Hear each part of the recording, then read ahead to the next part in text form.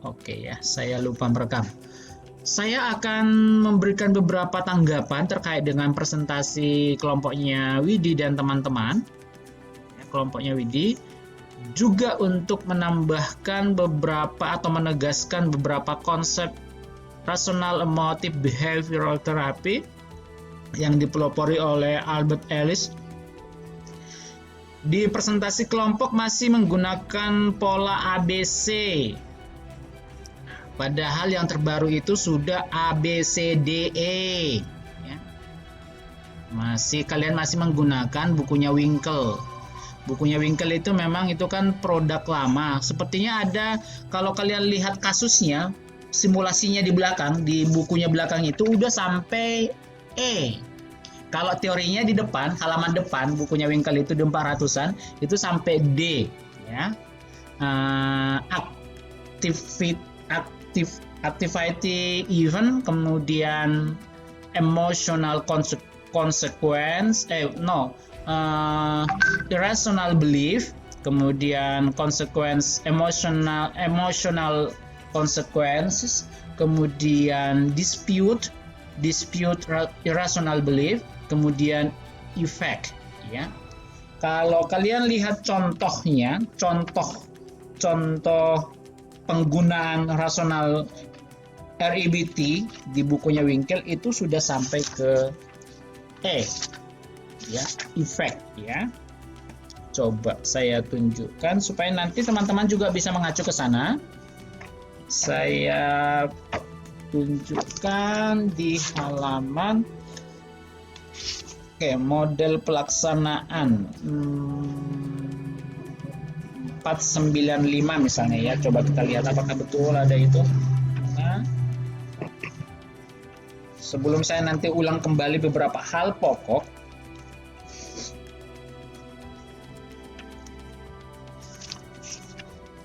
ya Pak, benar. betul? Ya. Jadi ada penambahan konsep ya, tapi di teorinya lupa ditambahkan, direvisi, tetapi di aplikasinya itu sudah sampai ABCD ya. Saya akan jelaskan di bagian tambahannya itu ya. Di tambahannya itu apa yang terjadi pada dispute, apa yang terjadi pada effect ya. Efeknya apa yang terjadi, saya akan tambahkan itu. Baik, Ellis sebagai pelopor dari rasional emotif terapi, Ellis itu tadinya menemukan 11 keyakinan irasional yang biasa dimiliki. Karena kita hidup itu digerakkan oleh keyakinan. Sisil itu punya belief. Kemudian Paula itu punya belief dalam hidupnya. Kemudian teman-teman Royce, May, dan yang lain itu punya belief. Dan belief itulah yang menggerakkan kalian. Keyakinan yang menggerakkan kalian. Ya.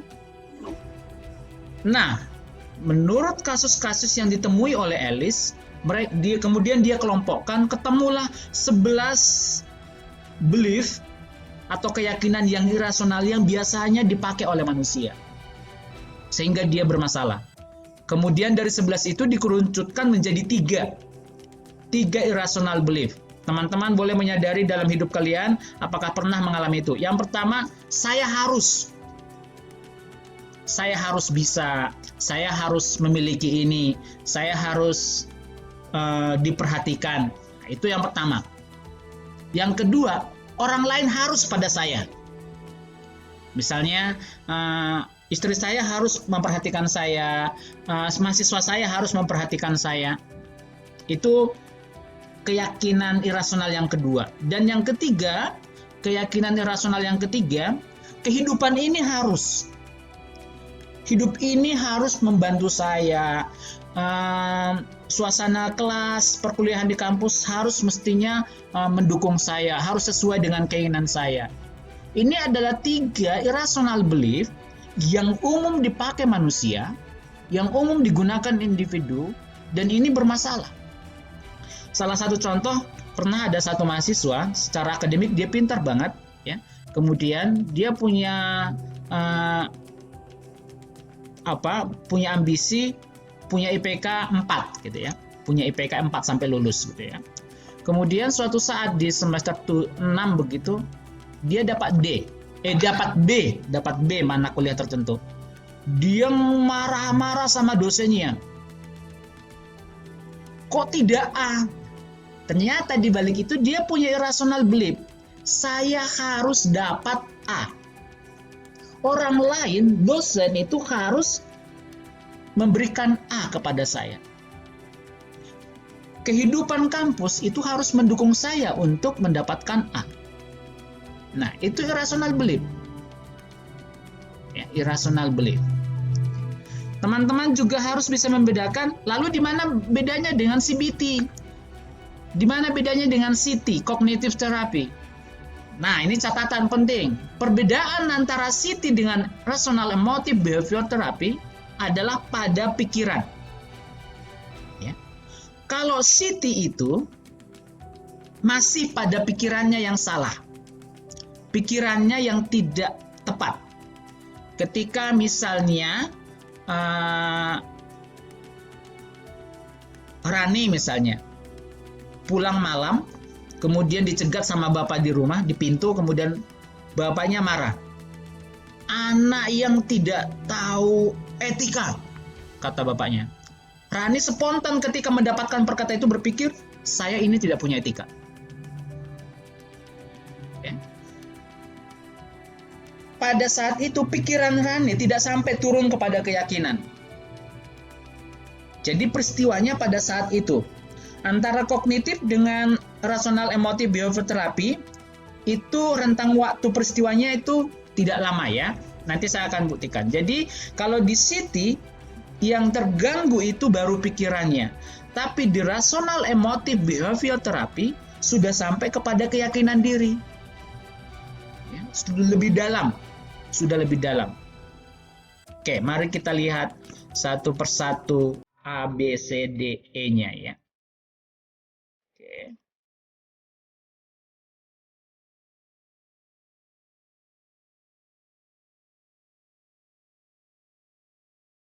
Oke, ini adalah polanya ya.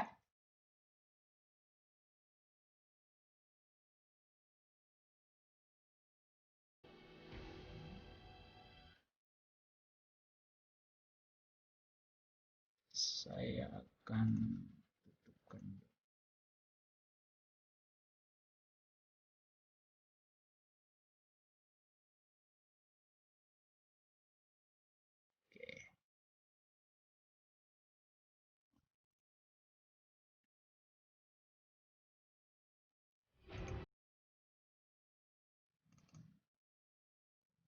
Nah, ini polanya. Ini pola. Activating event. Kalau tadi kelompok menerjemahkan adalah pengalaman peristiwa. Itu bukan pengalaman peristiwa. Terjemahan tepatnya adalah peristiwa yang memicu. Peristiwa yang mengaktifkan sedang terjadi. Ya. Jadi activating event ini adalah peristiwa yang memicu atau mencetuskan keyakinan irasional atau keyakinan yang salah. Kemudian di B itu akibat peristiwa itu, oke, pada poin ini saya kasih catatan ya.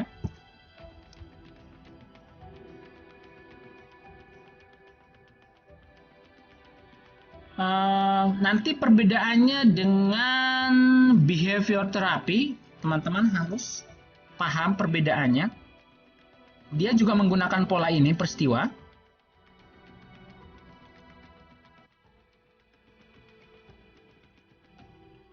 Nah, ini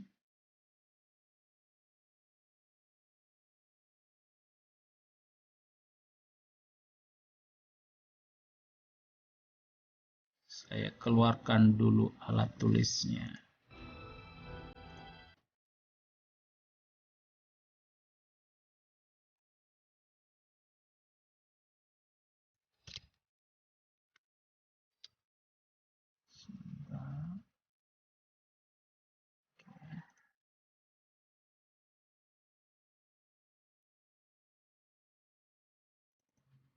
Oke.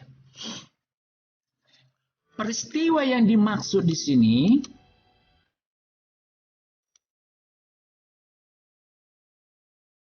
paling lama itu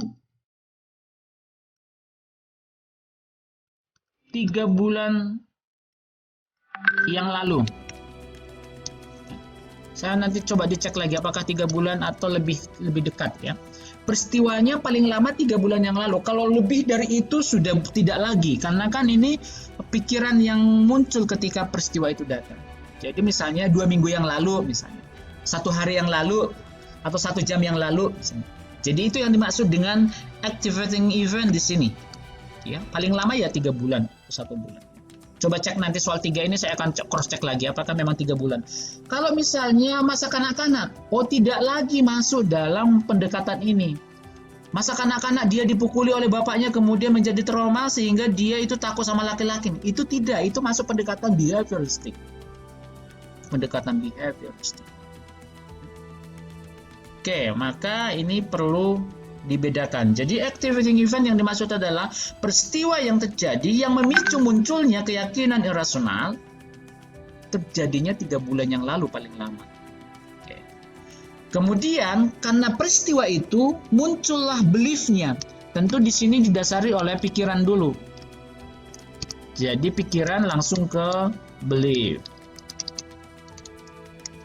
Ya. Dia berpikir ketika dia menghadapi peristiwa, kemudian punya keyakinan. Ya. Akibat dari belief yang salah atau belief yang irasional, muncullah emosi sebagai konsekuensinya. Jadi konsekuensi dari ini. Bukan konsekuensi dari peristiwa loh, bukan. Karena kamu dimarahi, kamu merasa sedih misalnya. Sedih itu bukan karena peristiwanya, tapi karena belief-nya. Karena belief-nya. Nah, sampai di sini proses masalahnya. Kemudian, bagaimana untuk menyembuhkannya? REBT menawarkan sebuah teknik yang disebut dengan dispute. Ditantang. Jadi, kalau misalnya tadi ada individu yang berpikir bahwa dia adalah bodoh misalnya. Nah, ditantang. Konselor, dengan bantuan konseli ditantang apakah pikiran dia bodoh itu, bahwa dia bodoh itu benar atau tidak. Nanti menggunakan beberapa pengalaman yang positif. Oke. Kemudian dampak dari belief yang berubah menjadi belief yang rasional, muncullah efek. Bisa efeknya bisa R kecil, kemudian R besar. Ini bisa pikiran, ini bisa perilaku.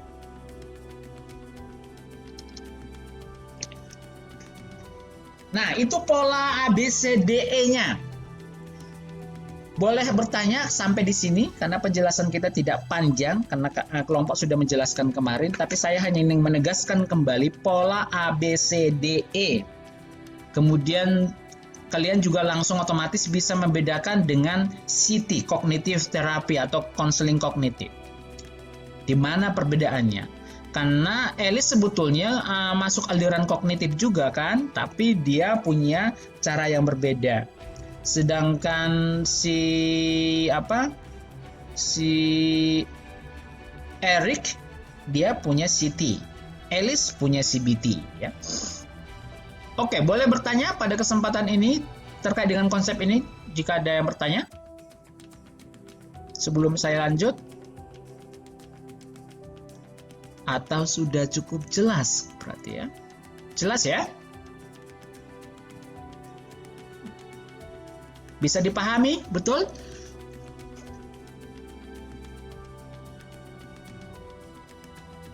Oke, saya lanjut. Kita ambil saja contoh. Kalau kemarin itu contohnya Mei, ini saya fiktif. Boy, seorang laki-laki baik. Suatu kemarin misalnya, ambil saja waktunya kemarin. Kemarin dia nembak Sinta, tapi Sinta menolak. Itu activating event-nya. Kemudian ketika Boy ditolak oleh Sinta, spontan Boy berpikir, saya kok ditolak, saya tidak pantas. Nah, pikiran-pikiran itu kemudian menjadi satu dan membentuk keyakinan. Apa keyakinan Boy? Tidak ada perempuan yang suka dengan saya. Atau saya tidak pantas dicintai oleh wanita manapun. Atau semua wanita tidak akan menerima saya. Itu belief yang irasional. Nah, belief yang irasional ini kemudian konsekuensinya mengakibatkan emosinya juga negatif. Emosinya si Boy juga negatif. Jadi si Boy sedih bukan karena dia ditolak sesungguhnya, tapi karena dia punya pikiran ini. Jadi yang disembuhkan, yang diperbaiki adalah pikiran ini. Bukan sedihnya ya. Jangan memperbaiki sedihnya, tapi memperbaiki pikiran, belief-nya. Jangan juga memperbaiki eventnya, tidak. Tapi yang diperbaiki adalah keyakinannya si Boy. Caranya apa? Dispute, ditantang. Apa benar Boy, tidak ada wanita yang suka sama kamu? Benar Pak, tidak akan ada orang lagi yang suka pada saya. Tidak ada wanita lagi yang akan mencintai saya. Saya tidak pantas lagi dicintai. Oke, benar begitu? Coba kita lihat pengalaman kamu. Kamu punya teman dekat yang lain enggak, Boy, selain Sinta?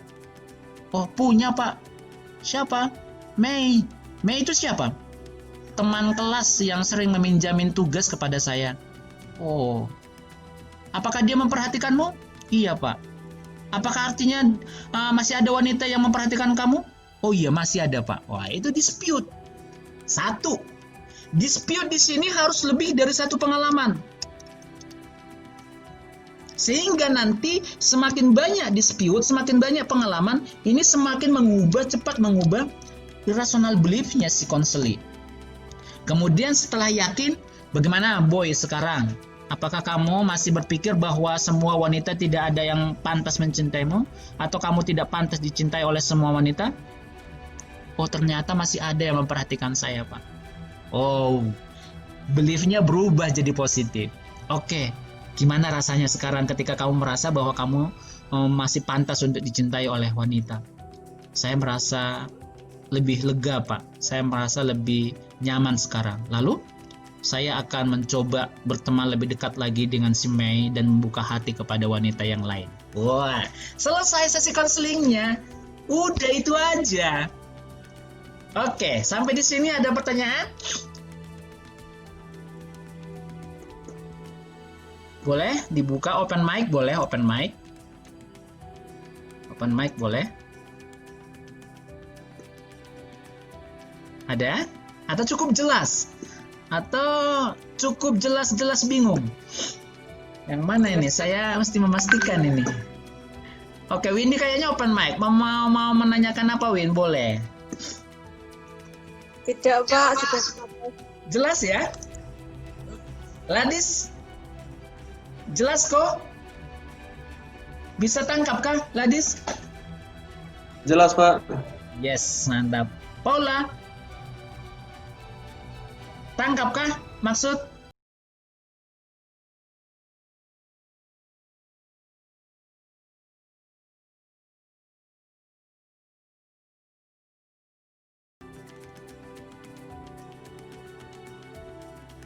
Iya jelas Pak. Wih, semangat Jelas Pak. Siap. Mantap, kita lanjut. Nah, tugas teman-teman seperti yang di Siti kemarin, ya. Saya akan meminta teman-teman mengisi kolom ini, ya. Saya yakin setiap individu pernah mengalami ini. Pernah mengalami suatu kesempatan, suatu momen mengalami irrational belief. Ya. Maka Anda tulis peristiwanya di sini. Kemudian Anda analisis. A-nya apa? Diisi di sini. B-nya apa? C-nya apa? D dan F-nya apa? Jadi misalnya di sini ditulis suatu waktu, atau misalnya kemarin Kalau misalnya bukan pengalaman sendiri boleh fiktif ya. Kemarin Patmi ditegur guru matematika di depan teman-temannya. Patmi misalnya karena tidak dapat menjawab soal yang diberikan guru. Patmi sangat malu. Dia berpikir Pak Joko adalah guru yang jahat dan tidak peduli kepada perasaan siswanya. Patmi juga berpikir bahwa dia siswa yang tidak bisa memahami pelajaran matematika. Setelah peristiwa itu, Patmi selalu takut ketika pelajaran matematika. Dia akhirnya mendatangi Pak Donald, guru BK di sekolahnya untuk melakukan sesi konseling. Misalnya begini, deskripsi kasusnya seperti ini. Kemudian dianalisis ya. A-nya apa? A-nya berarti Patmi dimarahi atau ditegur guru matematika di depan teman-temannya karena tidak bisa mengerjakan soal. Misalnya di sini. Dianalisis begitu terus begitu. Nah, kalian buat kasus fiktif lah, bukan kasus pribadi. Boleh juga yang kasus pribadi. Tapi yang baru-baru ini terjadi loh, bukan yang sekian tahun. Kemudian kalian analisis A, B, C, D, E-nya. Dispute-nya itu harus tegas, pertanyaannya apa ya? Pertanyaan menantangnya apa ya? Kemudian perubahannya apa? Oke, nanti bisa dilihat di halaman bukunya Winkel di halaman 600-an tadi itu untuk bisa belajar juga tentang kasus ini. Oke, sampai di sini saya kira. Jika ada pertanyaan, saya berikan kesempatan. File ini akan saya bagikan di grup WA. Ada yang belum jelas soal konsep apapun soal tugas?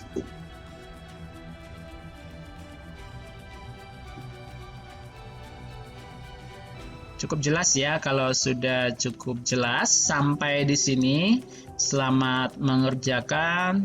Kemudian sekali lagi teman-teman jaga kesehatan, saling mengingatkan, saling mendukung satu sama lain, mengingat juga Sanata Dharma kemudian ada anggota komunitasnya yang positif. Kebetulan itu ada di komunitas gedung kita, seorang ibu dosen PGSD.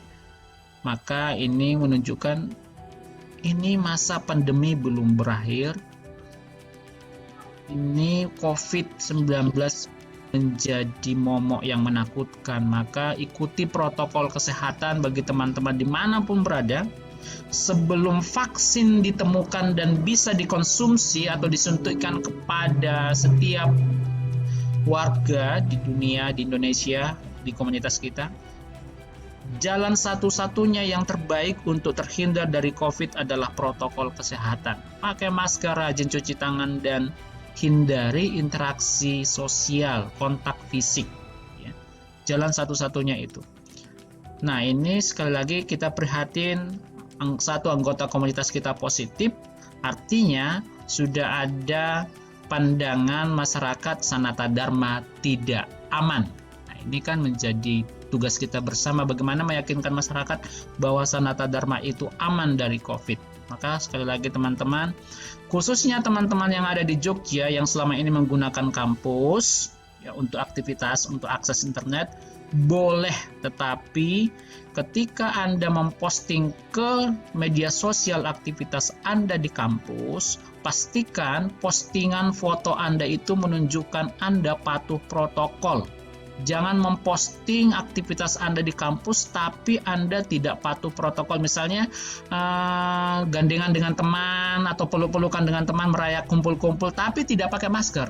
Kemudian diposting di kampus, aktivitas kami hari ini, wow misalnya, tapi nggak pakai masker, itu sama sekali tidak promotif bagi Sanata Dharma. Itu dispromotif, itu menunjukkan bahwa Sanata Dharma tidak mengikuti protokol kesehatan. Dan itu membuat masyarakat tidak yakin Sanata Dharma akan memberikan kenyamanan bagi anak-anaknya kuliah di kampus Sanata Dharma. Maka sekali lagi teman-teman khususnya yang ada di Jogja yang masih bisa akses ke kampus, yuk mari sama-sama saling mengingatkan, saling peduli. Ini masih masa pandemi, belum normal. Untuk khususnya juga teman-teman yang di asrama MAPI, saya tidak tahu bagaimana proses sekarang, apakah masih kondisi lockdown karena satu orang di sana juga terkena. Jadi teman-teman tetap waspada, teman-teman yang di asrama, saling menguatkan, ya saling mengingatkan. Tentu dalam situasi sekarang seperti ini, kekuatan atau support terbaik kita adalah teman kita ya, keluarga kita, saling mengingatkan. Tapi yakin kita bisa melalui ini, pasti bisa dengan ikut protokol dan juga saling mendukung, saling mengingatkan. Oke, begitu dari saya. Selamat belajar, selamat melanjutkan aktivitas, salam sehat untuk semuanya. Selamat pagi. Dadah. Pagi, Pak.